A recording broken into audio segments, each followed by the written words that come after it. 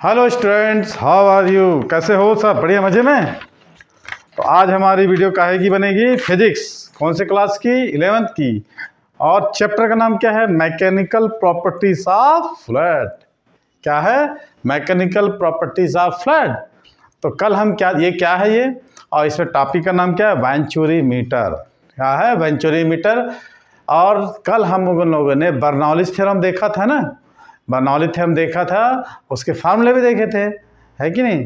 तो आज उसी का एप्लीकेशन है ये वेंचुरी मीटर। ओके ओके तो welcome to my YouTube channel. My name is Rajkumar Tiwari. You are watching physics for class 11 and chapter name क्या है? Chapter name mechanical properties of fluid part 2। ठीक, तो let's start topic venturi meter. Okay, तो यह venturi meter, देखिए Bernoulli का theorem हमने देखा था कि बर्नौली का थ्योरम किसके प्रिंसिपल पर वर्क कर रहा था? बर्नौली थ्योरम ऊर्जा संरक्षण के नियम पर आधारित था और आदर्श तरल के लिए ही फॉलो हुआ था ना। पर्दा खींच दो, तो पर्दा खींच दो, है ना, फॉर आइडियल फ्लूइड। तो बर्नौली का थ्योरम जो है आदर्श तरल के लिए लागू हुआ था। और उसको लगा दो उधर, पूरा पर्दा खींच दो, उधर खींच दो, पूरा ढक दो, बस बस, इसको भी खींच दो, ठीक से कर दो, ठीक है। It is divide which is used for measuring, है ना। It is device use for measuring the rate of flow of liquid through a pipe. क्या बोला मैंने? हाँ, it is based on Bernoulli theorem. It is based on Bernoulli, Bernoulli के सिद्धांत। तो venturi meter एक ऐसा उपकरण है, कैसा है? एक ऐसा उपकरण है जिसकी सहायता से किसी नली में बहने वाले द्रव के प्रवाह की दर हम ज्ञात कर सकते हैं। और यह वेंचुरी मीटर बर्नौली के ही सिद्धांत पर आधारित है। तो it is divide which is used for measuring the rate of flow of liquid through a pipe. ठीक है, तो आप जैसे चित्र में देख रहे हैं हॉरिजॉन्टल ट्यूब, ठीक है, एक नैरो है, बीच में नैरो है, दो हॉरिजॉन्टल ट्यूब है ए बी, और सी जो है एक संकीर्ण है, नैरो है ना। तो इसकी रचना में क्या है? Venturi meter consist of horizontal tube A B.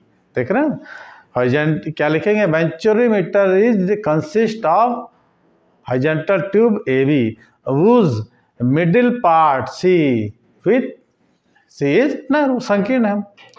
ठीक, अब इसमें देख रहे हैं ये ए, ये एम और एन, इसका नॉमिनेशन नहीं किए हम, इसका नॉमिनेशन कर देते हैं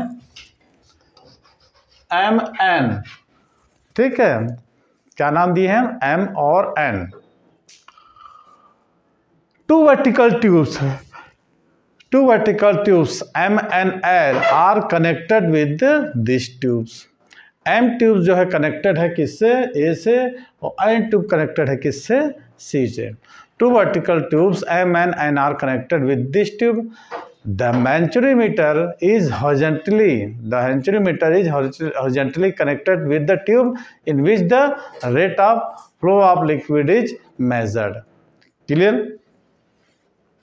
तो एम जो वर्टिकल ट्यूब है जो हम ए सी के साथ कनेक्ट कर देते हैं हम, ठीक है। अब उसमें जो क्षैतिज नली ए बी होती है, ठीक है, और इसका बीच का भाग क्या है? संकीर्ण होता है, क्लोज होता है। और उस नली ए बी के साथ दो नली जो कि ऊर्ध्वाधर होती हैं, जुड़ी होती हैं, एम एन नाम देते हैं। अब वेंचुरी मीटर को उस क्षैतिज नली के साथ जोड़ दिया जाता है जिसमें बहने वाले द्रव के प्रवाह की दर हमको क्या करना है? याद करना है। Determine the rate of flow of a liquid. अब इसका वर्किंग मेथड क्या होगा? ये किसके सिद्धांत पर है? बर्नौली के सिद्धांत पर। ठीक है, ए बी एक क्षैतिज नली होती है, सी एक क्षैतिज नली और होती है जो कि बीच में संकीर्ण होती है, और दो ऊर्ध्वाधर नली होती है एम एन, एक ए के साथ और एक सी के साथ लगाते हैं, जिससे हम बहने वाले द्रव के प्रवाह की दर ज्ञात करते हैं। सिंपल, ठीक है। अब जैसे ही इसका वर्किंग मेथड हम निकलना चालू करेंगे तो हम जैसे ही, जब द्रव नली ए बी में क्या होती? प्रवाहित होती है। क्या बोले हम? जैसे ही द्रव नली ए बी में प्रवाहित होगी तब क्या होगा?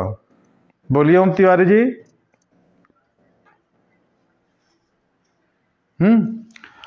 जब द्रव उस नली ए बी में प्रवाहित होती है, जैसे प्रवाहित होती है तो वहाँ किसका सिद्धांत कार्य करेगा? प्रिंसिपल ऑफ कंटिन्यूटी, अविरतता का सिद्धांत काम करेगा।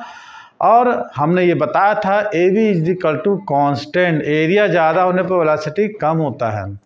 तो सी पर द्रव का वेग क्या हो जाएगा? एरिया कम तो वेग ज़्यादा, है ना। तो सी पर द्रव प्रवाह का वेग ज़्यादा होगा किसके अपेक्षा? ए पर। क्या बोले हम? जैसे नली ए बी से धारा प्रवाहित होती है तो वो वहाँ पर अविरतता का सिद्धांत लागू होता है।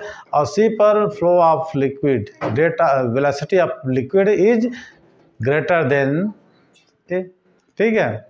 when liquid flows through the pipe AB, then according to principle of continuity, the rate of flow of liquid at C will be more than the rate of flow of liquid at A, है ना। ए पर वेग कम होगा किसके अपेक्षा? सी पर, क्योंकि ए जो है चौड़ा है, जिसका क्षेत्रफल ज़्यादा है, और सी का क्षेत्रफल कम है। अब अकॉर्डिंग टू बर्नौलीज थ्योरम, अब बर्नौली थ्योरम क्या बोलता है? The pressure at C will be less than A. अब सी पर प्रेशर क्या होगा? सी संकीर्ण है, तो बर्नौली का थ्योरम क्या बोला था कि सी पर प्रेशर कम होगा किसके अपेक्षा? ए के अपेक्षा, होगा ना। According to Bernoulli's theorem pressure at C will be less than at A, है ना, ए पर ज़्यादा होगा pressure. Clear? If P1 and P2, अब यदि हम मान लेते हैं कि P1 and P2 with the pressure eight A and C, ठीक है, P1 and P2 pressure P1 and P2, A पर प्रेशर P1 और C पर प्रेशर P2 हम मान लेते हैं। क्या होगा? If pressure of A and C भी P1 and P2, then P1 is greater than P2। क्या लिखेंगे ओम तिवारी?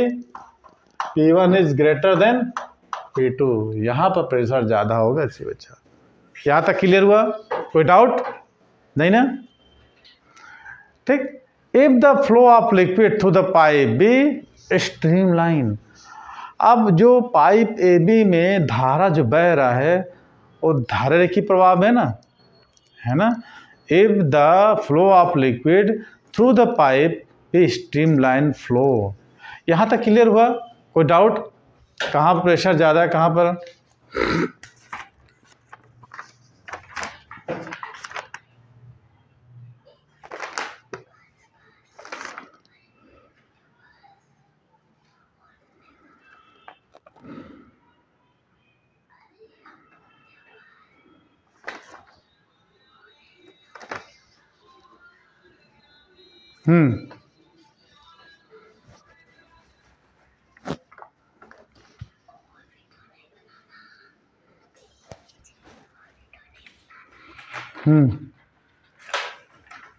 तो क्या लिखे?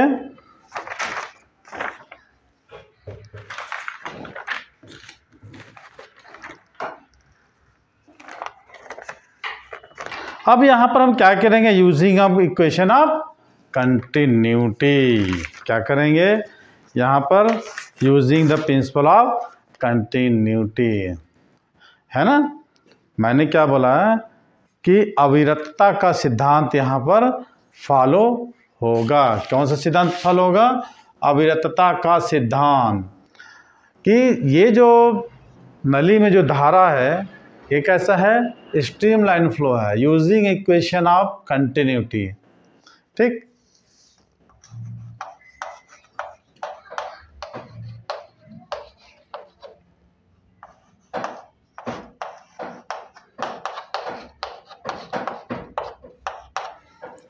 ये है प्रिंसिपल ऑफ कंटिन्यूटी। ठीक है। अब हम ये मान लेते हैं कि tube A B is horizontally, therefore Bernoulli theorem, ये जो ट्यूब है कैसा? क्षैतिज है, तो बर्नौली का थ्योरम हम लगाएंगे। कैसा लगाएंगे बताओ? क्या था फॉर क्षैतिज के लिए? H1H2 नहीं था, P1 + 1/2 क्या था बताइए, आप बताइए।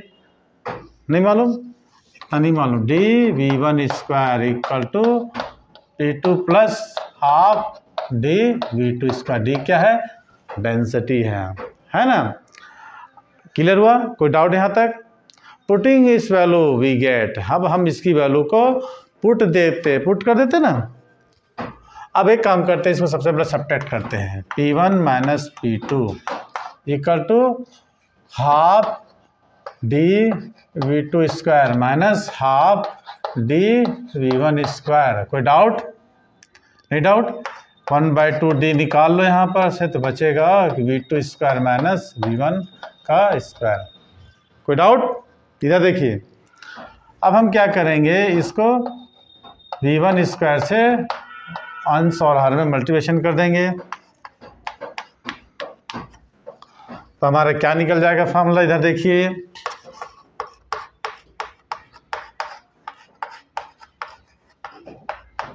इसको पार्शियल फ्रैक्शन ब्रेक कर देंगे। V two square upon v one square minus v one square upon v one square 1 हो जाएगा। अब यहाँ पर हम v2 बाई वी वन की वैल्यू क्या थी, इसकी वैल्यू को यहाँ पर हम पुट कर देंगे।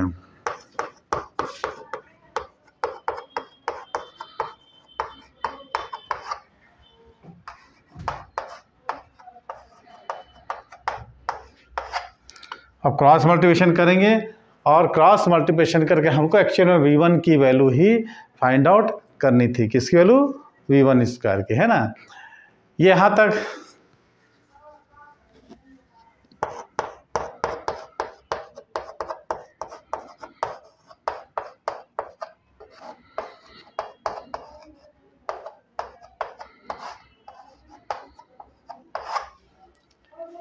ठीक है, ये हो गया। कोई doubt? If the difference of liquid, है ना, level in vertical tubes M N in B H हो जाएगा, है ना। अब देख रहे हैं जो ऊर्ध्वाधर नली है उनके बीच का डिफरेंस कितना है? एम है, एच है, सॉरी। क्या लिखोगे? If the difference of liquid level in level in vertical tube M N कितना है? एच माने हैं। तो P1 माइनस P2 को हम क्या ले लेंगे? एच डी जी लिख लेंगे। क्या लिखेंगे? एच डी जी। अब पुट कर दो वहाँ पर, यहाँ पे क्या कर देंगे? H d g equal to 1/2 d और v one square upon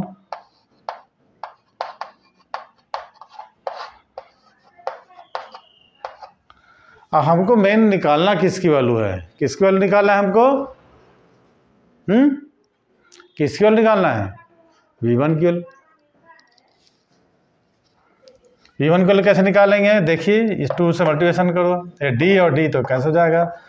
2HG, है ना, ये 2HG upon A1 square minus A2 square, और ये A2 स्क्वायर चले जाएंगे ऊपर, बचेंगे यहाँ V1 का स्क्वायर।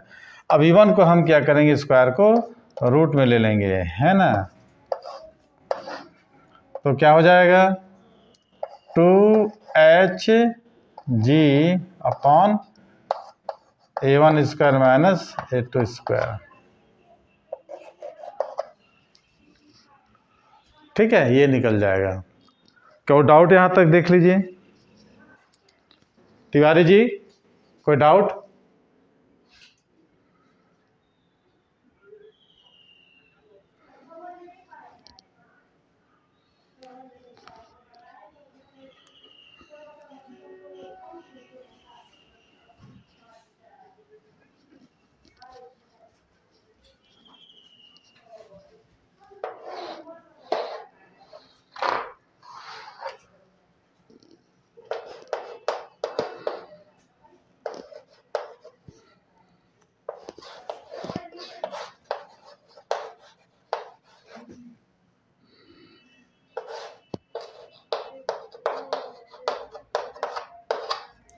ये हमको लिख लिया। If Q be the volume of liquid flowing per second, if Q is the volume of liquid, Q क्या होगा, volume of liquid flowing per second through pipe A B, तो Q इक्वल टू कितना होगा, A1 है। Q क्या है, volume of liquid है, flowing per second the pipe A B, then Q equal to क्या हो जाएगा, A1 V1, है ना।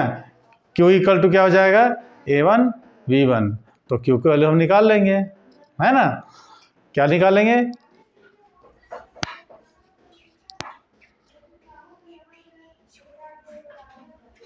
Q the volume of liquid flowing per second, Q equal to V1 A1 V1।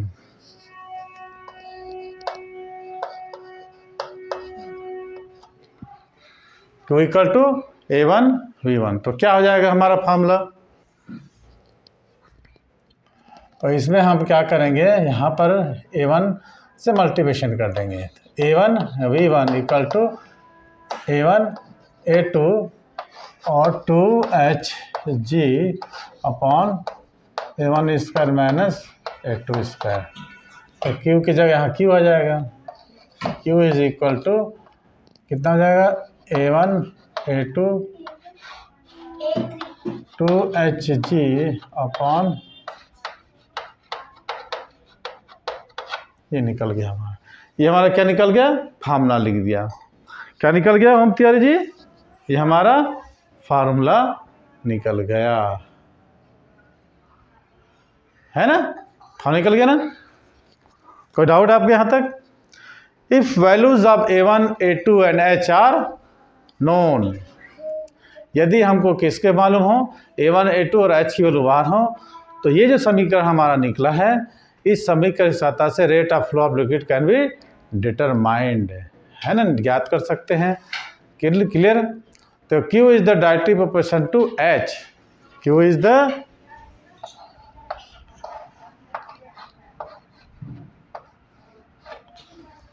The directly proportion to H, ठीक है। Therefore more is the rate of flow of liquid, therefore more is the rate of flow of liquid, है ना, through the pipe must will be the difference of liquid travels in the two vertical tubes। तो कहने का मतलब यह है कि द्रव के प्रवाह की दर अधिक होने से क्या होगा, द्रव के प्रवाह की दर अधिक होने पर ऊर्ध्वाधर नलियों में द्रव के तलों का अंतर बहुत ज़्यादा होता है। क्या हो गया, द्रव प्रवाह की दर अधिक होने पर ऊर्ध्वाधर नलियों में द्रव के तलों का अंतर अधिक होता है। Therefore more is the rate of flow of liquid, more is the rate of flow of liquid through the pipe, more will be the difference of liquid levels in the two vertical tubes। Okay, clear हुआ यहाँ तक, कोई doubt.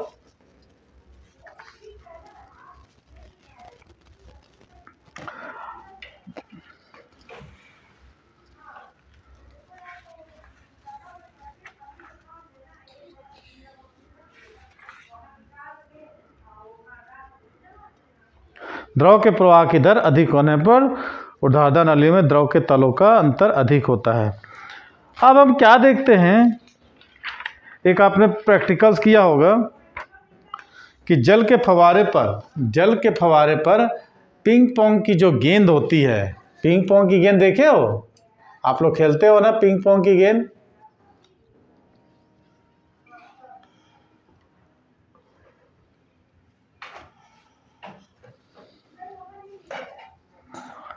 जल के फव्वारे पर ping pong की गेंद का नाचना, है ना, किसका गेंद, पिंग पोंग की गेंद का नाचना, किसका गेंद, हाँ पिंग पोंग की गेंद का नाचना। ये भी एक बर्नौली के प्रमेय का एग्जाम्पल्स है, ठीक है। वेंचुरी मैटर आप लोगों को क्लियर हो गया। देखिए कभी कभी जल की तेज धार आता है ना, उससे बॉल रख देंगे, बॉल ऐसे से नाचता है, ये किसका एग्जाम्पल है, बर्नौली के थ्योरम पर। तो जल की फव्वारे पर पिंग पोंग की गेंद का नाचना एग्जाम्पल है, clear. Dancing the ping pong balloon function of water, ठीक है। अब इसको हम कैसे लिखेंगे, जब हम पानी की तेज धार पर जब हम पानी की तेज धार पर फव्वारे के ऊपर पिंग पॉन्ग या टेबल टेनिस की गेंद को, पानी की तेज धार पर फव्वारे पर पिंग पॉन्ग या टेबल टेनिस की, सब प्रैक्टिकल आज कराऊंगा। तेज पानी से रखेंगे, बॉल रखेंगे, बॉल नाचेगा, आज करेंगे पक्का। तो पिंग पॉन्ग या टेबल टेनिस की गेंद को रख देते हैं, फव्वारे के ऊपर नाचती रहती है, नीचे नहीं गिरता है। क्यों होता है इसका रीजन नहीं। अब बर्नौली ने कहा था कि जब फव्वारे, ये बोला था कि बर्नौली के प्रिंसिपल, जब फव्वारे से पानी की तेज धार अत्यधिक वेग से ऊपर क्यों निकलती है तो गेंद के नीचे के भाग, तो गेंद के नीचे भाग में दाब वायुमंडलीय दाब से बहुत कम होता है ना। तेज देखो, तेज वेग से पानी की धार निकलती है ना, तो गेंद के नीचे का भाग दाब क्या होगा, वायुमंडलीय दाब से कम होगा, बहुत कम होता है। अब ये देख लिए, नीचे का दाब वायुमंडलीय दाब से बहुत कम होता है, लेकिन इसके चारों ओर के अन्य स्थानों पर, चारों ओर का अदर प्लेसेस पर वायुमंडलीय दाब के क्या होगा, बराबर होगा। इधर देखिए, गेंद के नीचे का भाग वायुमंडलीय दाब से कम होता है, लेकिन चारों ओर का भाग वायुमंडलीय दाब के बराबर होगा कि नहीं। तो यदि गेंद पानी की धार में ऐसे नाच रही है, अगर इधर गिरना चाहेगी तो चारों ओर से वायुमंडलीय दाब क्या करेंगे उसको, माने जब गेंद तेज धार को छोड़कर एक और गिरना चाहती है तो उसके चारों ओर की हवा उसे पुनः तेज धार में धकेलेगी कि नहीं, है ना, क्योंकि गेंद के नीचे का दाब वायुमंडलीय दाब से कम है, बाहर का दाब वायुमंडलीय दाब से कम है। तो गेंद जब उसको छोड़कर, है ना, जब गेंद क्या करी, तेज धार को छोड़कर अन्य स्थान पर गिरना चाहेगी तो बाहर की हवा उसको अंदर फिर से फेंक देगी, है ना, और गेंद के बाहर गिरने में रुकावट पैदा करती है, जिससे गेंद बाहर की ओर नहीं गिर पाता, फव्वारे के ऊपर नाचते रहता है। ये इसका सिद्धांत है। लिखोगे कैसे, If a ping pong ball is placed on a vertical stream of water foundation, then it is observed that the ball rises up a certain height above the nozzle of the foundation and spin about its axis without falling. So according to Bernoulli's principle, when the stream is water rise up from the nozzle with a very large velocity, okay, and the up pressure near it decrease. Therefore, when the ball goes out of the string, माने तानी की तेज धार की उधर गिरना चाहती है, when the ball goes out of the stream, the outer air, बाहर की हवा, pushes it back the stone. Thus the ball remain in stable equilibrium on the foundation. ये हो गया ना कि जो गेंद जब पानी की तेज धार के ऊपर हम रख देते हैं ना, क्या करते हैं हम, पानी की तेज धार के ऊपर बॉल को हम रख देते हैं तो क्या होता है कि गेंद के नीचे का दाब वायुमंडलीय दाब से कम होता है, लेकिन बाहर का दाब वायुमंडलीय दाब के बराबर होता है। अतः जब गेंद उसको छोड़कर चारों तरफ गिरना चाहती है तो जो बाहर और की वायुमंडलीय दाब बराबर है वो उसको भुजाओं से धकेल देती है और वह क्या होती है, नाचते रहती है। ओके, क्लियर हुआ, एनी डाउट? अब दूसरा क्या है, जब आंधी तूफान आता है ना, बहुत तेज आंधी तूफान, तो घर की छत उड़ जाती है, उड़ती रही, देखियो ना, ब्लोइंग द रूफ ड्यूरिंग, है ना, blowing the roof during a wind storm, आंधी तूफान में छत का उड़ जाता है। अब जैसे ही आंधी तूफान आता है, अब इसीलिए स्टील कस वस के रखते हैं, लेकिन फिर भी कभी कभी छत उड़ जाती है आंधी तूफान में। ऐसा क्यों होता है?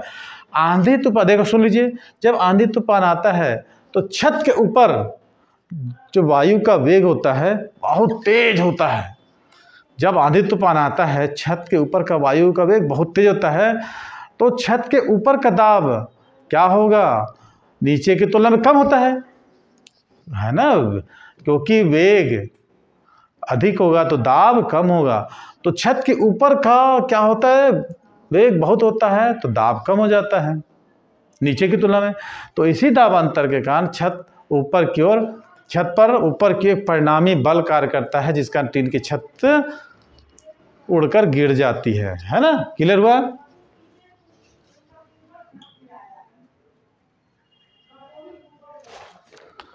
ठीक है।